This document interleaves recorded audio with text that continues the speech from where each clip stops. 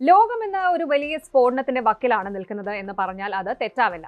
ഇസ്രായേലും ഹിസ്ബുള്ളയും തമ്മിലുള്ള യുദ്ധം, അമേരിക്കയുടെ ഇടപെടൽ, ചെങ്കടലിലെ സംഘർഷങ്ങൾ. ഇതിനിടയിൽ ഇതാ അപ്രതീക്ഷിതമായ ഒരു വാർത്ത വരുന്നു. ഇറാൻ ഒരു 14 പോയിന്റ് പീസ് പ്ലാൻ അഥവാ 14 സമാധാന പദ്ധതി ലോകത്തിന് മുന്നിൽ വെച്ചിരിക്കുകയാണ്.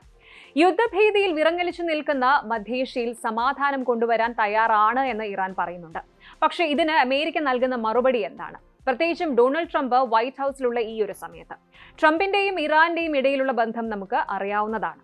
ഈ 14 പോയിന്റുകളിൽ എന്തൊക്കെയാണുള്ളത്? സമാധാനത്തിനുള്ള വഴിയാണോ അതോ സ്ട്രെയിറ്റ് ഓഫ് ഹോർമുസ് പൂട്ടുമെന്ന് ഭീഷണിപ്പെടുത്തി ലോകത്തെ ബ്ലാക്ക്മെയിൽ ചെയ്യാനുള്ള നീക്കമാണോ ഇത്?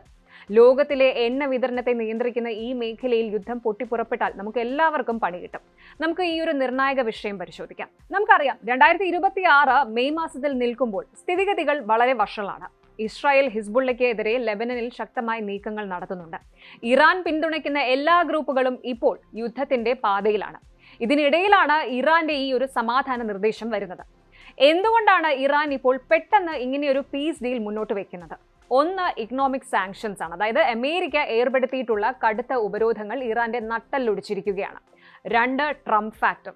ഡൊണാൾഡ് ട്രംപ് തിരിച്ചെത്തിയതോടെ ഇറാന് മേലുള്ള സമ്മർദ്ദം ഇരട്ടിയായി. ട്രംപിന്റെ മാക്സിമം പ്രഷർ പോളിസി ഇറാനെ വല്ലാതെ ബുദ്ധിമുട്ടിക്കുന്നുണ്ട്. 3, ഓയിൽ സപ്ലൈ. അതായത് സ്ട്രെയിറ്റ് ഓഫ് ഹോർമുസ് വഴി ലോകത്തിന്റെ 20% എണ്ണയും കടന്നു പോകുന്നു. അവിടെ ഒരു ചെറിയ പ്രശ്നമുണ്ടായാൽ ലോകമെമ്പാടും പെട്രോൾ വില കുതിച്ചുയരും. ഇത് ലോകരാജ്യങ്ങളെ സമ്മർദ്ദത്തിലാക്കാനുള്ള ഇറാന്റെ ഒരു തുറുപ്പുചീട്ട് കൂടിയാണ്. അതായത് ട്രംപ് കാർഡ് എന്നാണ് ഇതിന് പറയുന്നത്. ഇനി നമുക്ക് ആ ഒരു 14 കാര്യങ്ങളിലേക്ക് വരാം. ഇത് വെറും സമാധാനം മാത്രമല്ല, ഇറാന്റെ ചില കണ്ടീഷനുകളും ഇതിലുണ്ട്. പ്രധാനപ്പെട്ട പോയിന്റുകൾ നമുക്കൊന്ന് പരിശോധിക്കാം. ആദ്യം, അതിർത്തി സുരക്ഷ. ലെബനനിലും സിറിയയിലും ഇസ്രായേൽ നടത്തുന്ന ആക്രമണങ്ങൾ ഉടൻ നിർത്തണം. ഉപരോധങ്ങളാണ് അടുത്തത്. ഉപരോധങ്ങൾ നീക്കൽ, സാങ്ഷൻസ് റിമൂവൽ. ഇറാന്റെ സമ്പദ് വ്യവസ്ഥയെ തകർക്കുന്ന എല്ലാ ഉപരോധങ്ങളും അമേരിക്ക പിൻവലിക്കണം. ഇതാണ് ഇറാന്റെ ഏറ്റവും വലിയ ആവശ്യം. 3ാമതായി, ന്യൂക്ലിയർ പോളിസി. ആണവ പദ്ധതികളെ കുറിച്ച് ചർച്ച ചെയ്യാൻ തയ്യാറാണ്, പക്ഷേ ഇത് ഇറാന്റെ അവകാശങ്ങൾ ഹനിക്കാതെ രീതിയിൽ തന്നെ ആയിരിക്കണം. 4ാമത്, സ്ട്രെയിറ്റ് ഓഫ് ഹോർമുസ് സെക്യൂരിറ്റി. കടൽ മാർഗമുള്ള എണ്ണ വിതരണം തടസ്സപ്പെടില്ല എന്ന് ഇറാൻ ഉറപ്പ് നൽകുന്നു. പക്ഷേ പകരമായിട്ട് വിദേശ സൈന്യം ആ മേഖലയിൽ നിന്ന് മാറണം. ഇനി 5ാമത്, പ്രോക്സി സപ്പോർട്ട്. ഹിസ്ബുള്ളയെയും ഹൂതികളെയും പോലെയുള്ള ഗ്രൂപ്പുകളെ നിയന്ത്രിക്കാൻ ഇറാൻ തയ്യാറായേക്കാം, പക്ഷേ അതിന് കൃത്യമായ രാഷ്ട്രീയ ഗ്യാരണ്ടി വേണം. ഇത് കേൾക്കുമ്പോൾ സമാധാനത്തിന് വേണ്ടിയുള്ള നീക്കമായി തോന്നാമെങ്കിലും ഇസ്രായേലിനെ സംബന്ധിച്ചിടത്തോളം ഇത് അത്ര ദഹിക്കുന്ന കാര്യമല്ല. കാരണം ഹിസ്ബുള്ളയെ ഇറാൻ പൂർണ്ണമായും കൈവിടില്ല എന്ന് ഇസ്രായേൽ വിശ്വസിക്കുന്നു. ഡൊണാൾഡ് ട്രംപ് ഇതിനോട് എങ്ങനെ പ്രതികരിച്ചു എന്നതാണ് ഇപ്പോൾ ലോകം ഉറ്റുനോക്കുന്നത്. നമുക്കറിയാം, ട്രംപ് ഒരു ഡീൽ മേക്കറാണ്, പക്ഷേ ഇറാന്റെ കാര്യത്തിൽ അദ്ദേഹം വളരെ കടുത്ത നിലപാടാണ് സ്വീകരിക്കാറുള്ളത്.